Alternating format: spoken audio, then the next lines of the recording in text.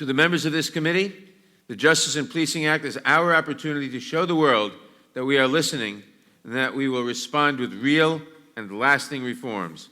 We must not let this moment slip away. If we find ourselves here again, listening to the heartbreaking testimony of another grieving family member, wondering why we did not act when we had the chance, it will be a stain on our legacy. We must not let that happen.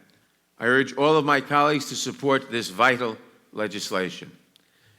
Not one single Republican was consulted with the bill that we're marking up today. Not one. You guys introduced it, didn't talk with us. So I hope today that you will embrace our thoughtful amendments that we plan to offer, amendments that are consistent with the Constitution, consistent with the rule of law, consistent with those four principles, and consistent with Mr. Floyd's words that life is precious. That is our goal on the Republican side. And I look forward to the next several hours as we mark up this legislation, that we can adopt Republican amendments that we think will make this legislation the kind of legislation our country wants us to develop here in the House Judiciary Committee. Right now, the world is witnessing the birth of a new movement in our country, and this movement has spread to many nations around the world. People are marching to demand not just change, but transformative change that ends police brutality, that ends racial profiling.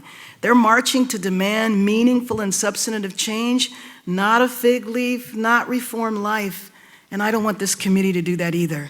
That's why we must support the Justice and Policing Act that will be changed today, and it will be called the George Floyd Justice and Policing Act.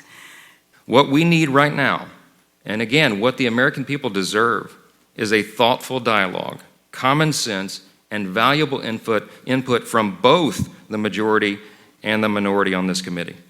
This common ground is key if we're going to accomplish the goal of keeping our communities safe, upholding the civil liberties of individuals, and protecting the legitimacy of law enforcement.